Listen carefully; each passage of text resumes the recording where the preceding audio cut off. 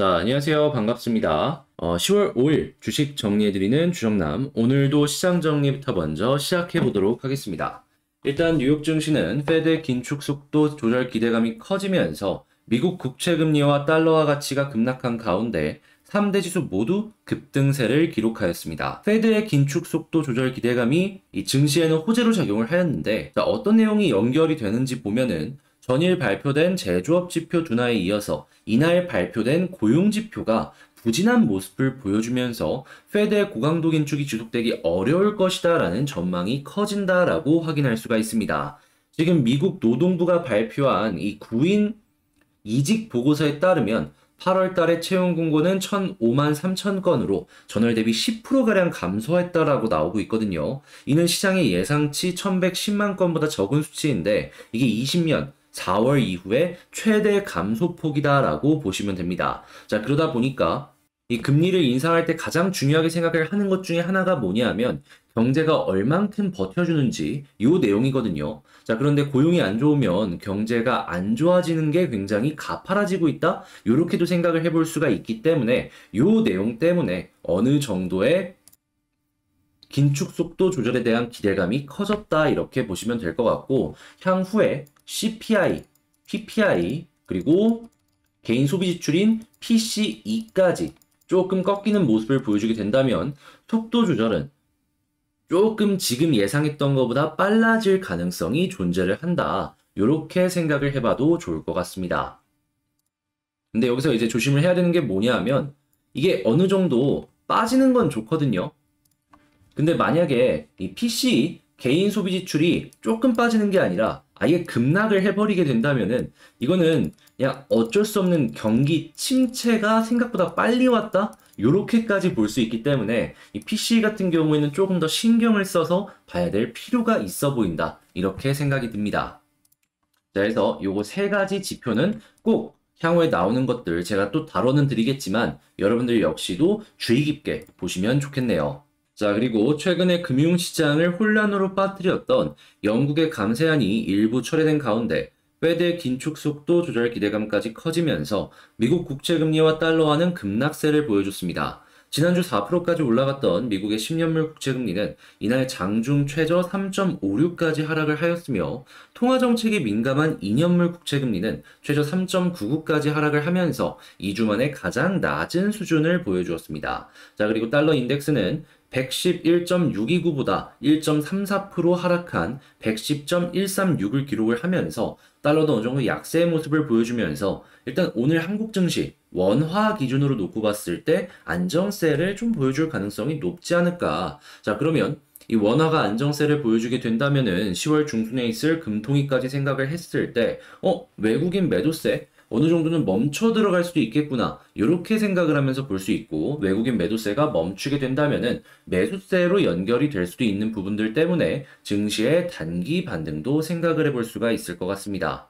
그나마 이런 것들이 연결이 되게 된다면 이제는 좀 한숨을 돌릴 수 있다? 이렇게도 생각을 해볼 수 있기 때문에 오늘 드디어 우리가 기다렸던 완화적인 뉴스들이 조금 나온 것이 아닐까. 이전보다는 그래도 조금 더 편안하게 볼 수 있지 않을까 생각이 드네요. 자, 국제유가는 WTI 기준 86.52달러로 3.46% 상승 마감하였고, 채권 강세 달러 약세 금 가격은 상승 마감하였습니다. 자, 조금 있으면 오펙 회의 있으니까 요거 국제유가 관심 있으신 분들은 오펙 회의랑 연동해서 살펴보시면 되겠네요. 자, 그러면 뉴스들 하나씩 디테일하게 한번 봐보도록 할게요. 자, 일단 연준의 이제 의원들의 의견은 바뀌지 않습니다. 예. 일단 인플레 잡기 위해서 금리 인상은 계속해서 필요하다. 현재 나오고 있는 예상치를 한번 살펴보게 된다면 올해 남은 두 번의 FOMC에서 한 번은 75, 두 번째는 50 요렇게 진행이 될 가능성이 높다라는 거. 자, 그리고 내년 3월까지 최고치를 찍는다라고 했을 때 4.5에서 4.75를 유지할 가능성이 높다라는 거. 요렇게 감안하시면서 살펴보시면 좋겠습니다. 자, 그 다음에 채용 공고 아까 말씀드렸죠? 저번 달 대비 10% 정도 감소를 하였고, 이 공장제 수주 같은 경우에는 전월과 같은 수준으로 예상치를 부합하는 수치가 보여지긴 했지만 어제 제조업이 조금 안 좋게 나왔기 때문에 뭐 이거는 좋은 것도 아니고 나쁜 것도 아니다. 자, 그리고 달러와 위험 신호의 약세를 보여줬다. 영국의 파운드와 안도렐리 이런 거 보여주고 있는데 달러화가 지금은 약해지는 게 한국에서 보고 있는 우리 입장에선 좋습니다. 너무 셌어요, 그동안. 자, 그 다음에 유로존 8월달 PPI 전월비 5.0% 상승을 하였다. 월가 예상을 부합하는 수준이다라고 하는데 일단 PPI가 CPI의 선행지수입니다. 이게 뭐냐면 이쪽이 생산자 물가지수고 이쪽이 소비자 물가지수입니다. 생산자 물가지수가 예상보다 괜찮네? 라고 생각하면은 그 다음에 보여줄 CPI도 괜찮은 수치를 보여줄 수가 있겠죠. 그리고 조금 있으면 이 영국뿐만 아니라 이 유럽 쪽에서도 계속해서 금리 인상을 진행을 할 것이기 때문에 이렇게 물가가 올라가는 건 어느 정도 잡혀가지 않을까 싶네요. 자, 그런데 일단 한국 같은 경우에는 이 디램에 대한 가격의 영향을 워낙 많이 받는 나라다 보니까 일단 디램 가격은 물론이거니와 디램 떨어지면은 낸드 플래시도 떨어지고 거기에 연동이 되어 있는 여러 가지 소재나 부품 업체들도 한동안은 겨울을 겪을 수밖에 없잖아요. 자, 내년 디램 가격 더욱더 안 좋아질 가능성이 높기 때문에 지금 약세장이 조금 더 이어질 가능성이 존재를 한다라고 이야기하는 거 확인을 하시면서 살펴보시면 좋을 것 같고, 자, 다만 이렇게 겨울에도 불구하고 전 세계 반도체 기업들 같은 경우에는 꾸준하게 투자를 하는 이러한 모습을 보여주고 있기 때문에 소재나 부품은 조금 힘들겠지만 장비 업체는 오히려 화랑일 가능성이 존재를 한다. 자, 그렇기 때문에 이렇게 나눠서 생각을 해야 될 필요가 있겠습니다. 장비가 좋아요. 그리고 우리나라 같은 경우에도 삼성이 계속해서 파운드리 쪽 투자를 한다라는 이야기를 하고 있기 때문에 여기에 들어가는 장비 이런 것들 계속 좋을 것이다라고 생각해 볼 수 있겠습니다. 자, 그리고 만약에 여기에 초기에 지금 실적은 안 나오지만 이 세팅을 하기 위해서 여러 가지 실험을 진행을 할 거 아니에요. 여기에 사용이 되는 소재나 부품 업체들 있죠. 나중에 시장 좀 풀렸을 때 이 삼성의 이 압도적인 기술력으로 따라가는 부분 때문에 같이 한번 올라갈 수 있으니까 이 실험에 들어가는 소재와 부품을 공급하는 업체들 요것도 일단 지금 당장은 아니지만 나중을 위해서 우리가 어느 정도 준비를 해놓는 것도 괜찮을 것 같네요. 자, 그리고 IRA로 지금 중국 퇴조가 불가피하다라고 이야기를 하는데 지금 이 친환경 쪽으로 다 엮여 들어가고 있죠. 미국의 태양광 시장 두고 한국과 일본이 지금 굉장히 계속해서 이제 대립을 보일 것이다라고 이야기를 하고 있는데 이 한화가 상당히 괜찮을 것이다라고 생각이 드는 게 뭐냐 하면 큐셀이요. 지금 미국의 주택 태양광 시장의 1등입니다. 자, 그렇다라는 건 미국의 회사를 한화가 인수를 했기 때문에 공장이나 이런 거나 법인 같은 경우에도 미국 법인이기 때문에 이 IRA에 이 수혜를 받는 것까지 생각을 하면서 볼 수가 있다. 자, 그러면 미국 입장에서도 법인이 미국에 있고 세금도 미국에 내는 이 한화 쪽을 조금 더 손을 들어주려는 움직임 보여질 가능성이 높지 않겠습니까? 물론 일본 쪽도 로비나 이런 쪽에 굉장히 잘하는 국가이기 때문에 어느 정도 이제 약진을 할 것이다라고 생각을 하지만 저는 한화 쪽이 조금 더 잘하지 않을까 생각이 들어요. 자, 그리고 이 태양광 쪽이 그동안 남는 게 없다? 경쟁이 워낙 치열하다 보니까 그랬었는데 자, 지금 남는 게 생기기 시작을 했잖아요. 근데 한화가 지금 이제 다루고 있는 분야가 뭐냐 하면 고부가 가치. 그러니까 4단계로 나뉘어져 있는데 초기 2단계가 아니라 뒤쪽, 후반부 2단계를 한화 쪽에서 조금 더 기술력 갖고 많이 남는 쪽으로 이렇게 진행을 하고 있기 때문에 남는 게 없는 게에서 남는 게 생기기 시작을 했는데 고부가 가치를 유지한다. 실적이 여기서부터 본격적으로 펌핑이 나올 수 있을 것이다. 이렇게 기대를 하면서 봐도 괜찮을 것 같습니다. 자, 그 다음으로 현대차 같은 경우에는 이 하나는 좋은데 상당한 타격을 입을 것이다라는 전망이 상당히 많이 나오고 있어요. 벌써부터 미국 내에서 이 현대 전기차의 판매량이 뚝뚝 줄어들고 있다라는 소식이 들려오고 있기 때문에 자, 일단 이러한 부분들 같은 경우에는 한동안 이 미국 쪽에서의 현대의 전기차 시장 이 점유율은 계속 줄어들 것이다라는 걸 감안을 하면서 살펴봐야 될 것 같습니다. 자, 그리고 전기차나 아니면은 이렇게 태양광 쪽에 대한 이야기가 나오고 있을 때 이게 아무래도 중간에 이 연료전지나 이런 것들은 계속해서 들어갈 수밖에 없단 말이에요. 자, 그러다 보니 폐배터리에 대한 이야기가 향후에 계속 나오면 나왔지 줄어들진 않을 것이다 라고 생각을 하는데 지금 누가 이길지 시간이 어느 정도 흐르고 죽을 기업들 죽고 살아남을 기업들 살아남고 그때서야지 어느 정도 윤곽이라는 게 좀 드러날 거예요. 하지만 주식시장인 결국엔 기대감으로 먹고 사는 이 시장이라고 했잖아요. 자, 그렇다라고 한다면 일단 쭉 펼쳐놓고 뭐가 올라갈지 모르니까 올라갈 것 같다? 하면 이렇게 나눠서 이렇게 하고서 이제 쭉 향후 시장을 보면은 일단 올라갈 땐 다 같이 올라갈 겁니다. 그리고 나서 어느 정도 시장에 이 중간 지점이 보여지기 시작했을 때 하나씩 빠지기 시작할 거예요. 자, 그러면 이때를 생각을 한다면 한번 어느 정도 리밸런싱 이런 식으로 이제 생각을 하시면서 이제 폐배터리 관련주를 매수하실 분들은 이거 매수를 하셔도 나쁘진 않을 것 같습니다. 자, 그리고 현재 환율 급등이랑 원자재 가격 우려 때문에 4분기 수출 먹구름 이런 얘기들 나오고 있는데 일단 한국 같은 경우에 여기에 못 버티는 기업들 같은 경우에는 상당히 큰 악재를 맛보게 될 것이다. 자, 그리고 고난의 2년이 덮칠 것이다 라고 얘기를 하면서 24년 이후에나 경기 회복이 보여질 것이다 라고 이야기를 하고 있는데, 자, 향후에 2년 못 버틸 기업들 같은 경우에는 투자를 할 필요가 없다라고도 생각할 수 있기 때문에 요거 감안하시면서 시장을 봤으면 좋겠습니다. 근데 왜 하필 2년이냐라고 하냐면 지금 금리를 계속해서 올릴 거 아니에요. 자, 그러면 금리가 피크가 찍는 게 내년 초중순일 겁니다. 자, 그리고 나서 물가가 잡히기 전까지는 금리를 내리지는 않을 거예요. 자, 그러면 길면은 한 1년 정도는 버틴다라는 건데, 고금리 상태에서 1년을 버티고 나서 그때부터 이제 금리 인하를 시작하면은 여기서부터 이제 경기가 풀리기 시작하는 거죠. 자, 그리고 이 시작점을 여기서는 24년이다라고 생각을 하는 겁니다. 자, 그렇기 때문에 이런 걸 생각을 하면서 현금 있을 때 맞춰갖고 매매를 하는 것도 나쁘진 않은 것 같은데, 지금 당장 딱 생각을 해야 될 건 뭐다? 2년 못 버티면은 이건 어쩔 수 없이 좀 길어질 수밖에 없기 때문에 이러면 투자를 할 필요가 없다. 잘못하면 개고생한다. 자, 그 다음에 경기 얼어붙는다. 기업 68% 비상경영. 다시 비상경영 전환, 제가 방금 말씀드린 이러한 내용들 때문에 이렇다라고 생각을 하시면 될 것 같고요.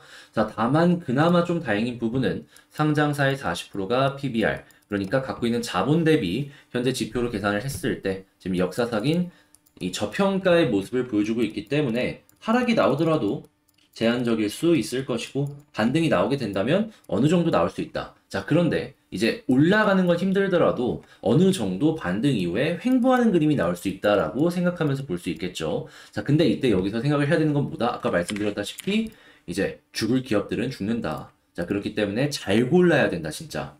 뭐 이런 거 볼 때 진짜 뭐 매출적인 부분의 성장이나 영업이익적인 부분의 성장이나 이런 게 나오면 좋긴 하지만 그게 안 나오더라도 시장의 평균에 맞춰서 움직일 수 있으니까 그런 부분들도 이제 한 번씩 생각을 해보시면 좋을 것 같고, 이런 건 나중에 제가 시간이 되면은 어떠한 종목을 좀 바라보면 좋을지에 대해서 이제 분석을 해보는 시간 이런 걸 가져보도록 할 테니까 제 영상 많은 관심 가져주시면서 구독과 좋아요, 알림 설정 한 번씩 부탁을 해주시면 좋을 것 다시 구독과 좋아요, 알림 설정 한 번씩 눌러주시면 좋을 것 같고요. 지금 말씀드린 이런 내용들 같은 경우에는 이렇게 텔레그램 공부방을 통해서 아침에 먼저 이렇게 올려드리고 있기 때문에 같이 한번 공부해보고 싶다라고 생각을 하신다면 텔레그램 들어오시면 되겠습니다. 자, 그리고 지금 삼성전자 AL 인수 포기했다 이렇게 속보도 올려드리고 있죠. 같이 한번 이 어려운 시장 헤쳐나가셨으면 좋을 것 같아요. 자, 이 영상 다시 텔레그램 입장할 수 있는 링크는 영상 소개 아래에 있는 다시 영상 소개란 있거든요. 거기에 텔레그램 링크 있으니까 그거 한번 클릭하시고 들어오시면 됩니다. 자, 그러면 본 영상 시작해 보도록 할게요. 자, 제가 이번에 가지고 온 종목은 두산 에너빌리티를 가지고 왔습니다. 일단 우리가 기다렸던 요 11선 오늘 돌파를 하나 싶더니 중간에 시장이 이상한 내용들이 나오기 시작을 하면서 빠졌죠. 그래가지고 지금 에너빌리티 역시도 시장 영향을 받아서 올라가나 싶더니 다시금 하락을 보여주는 이러한 상황이 보여지고 있다는 걸 확인을 할 수가 있는데, 자, 일단 현재 꼭 확인을 해야 되는 뉴스들 어떤 게 있는지를 좀 살펴보도록 할게요.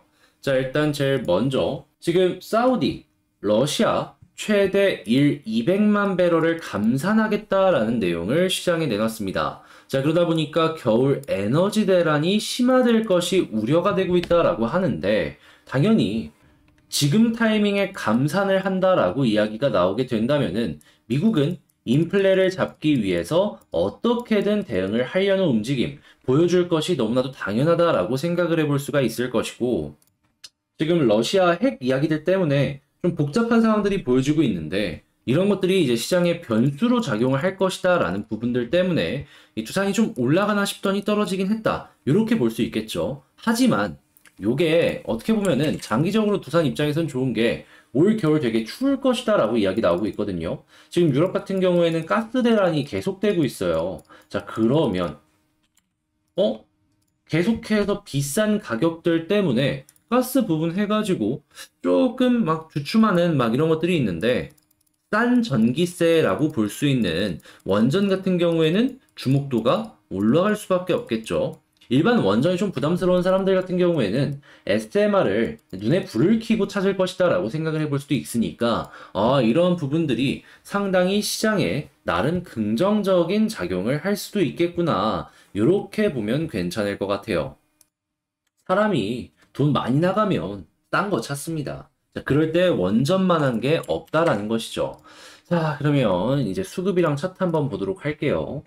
일단 제일 먼저 그동안 매수세 좋았는데 오늘 지금 제가 여러분들과 함께 보고 있는 타이밍에는 매도세가 좀 보여주고 있어요. 자, 그래서 일단 만약에 수급을 보게 된다면 다시금 플러스로 연결될 때까지는 조금 더 기다려야 될 필요가 있어 보인다. 자, 그리고 마이너스가 오늘 조금 커 보이는데 이 마이너스가 줄어들어 갖고 마감이 되는 모습까지도 보여주게 된다면 야, 그래도 오늘 한시름 돌았다? 요렇게 생각을 해보기 괜찮을 것 같습니다. 자, 그 다음에 차트를 한번 볼 텐데 좀 아쉬운 게 뭐냐면 저는 개인적으로 오늘 이게 쭉 빠졌을 때 요 양봉 있죠? 요 양봉 여기 이탈 안 했으면 했어요. 근데 여기를 밑을 조금 이탈을 하더라고요.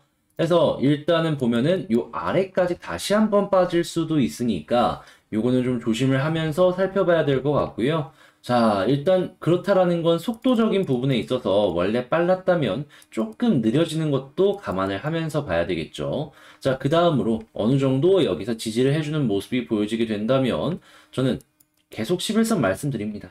지금 11선 돌파를 못 해가지고 계속 빠지고 있는 거라 여기를 돌파를 해줘야지 일단 한숨을 돌릴 수 있을 것 같고, 자, 11선을 만약에 돌파를 해주게 된다면 과거의 패턴을 놓고 보았을 때 자, 일단 21선까지는 이렇게 시도해주는 그림이 계속해서 보여지고 있기 때문에 떨어지고 나서 그쵸? 자, 그렇게 일단 11선 돌파하는 걸 1순위로 놓자. 이렇게 생각하면 될 것 같습니다. 자, 그 다음에 21선까지 돌파를 해준다라고 했을 때 61선 내려오고 있는데 여기까지 돌파해주는 모습 보여주게 된다면 481선 목표로 잡으면 될 것 같고, 근데 여기를 돌파하기가 한 번에는 힘들지 않을까 싶은데 만약에 돌파를 해주는데 241선까지 같이 가까워진 상태에서 돌파를 해주게 된다면 여기를 개미털기 이후에 올라가는 이러한 흐름까지 한번 생각해도 좋을 것 같습니다. 물론 그 가능성은 상당히 적지만요.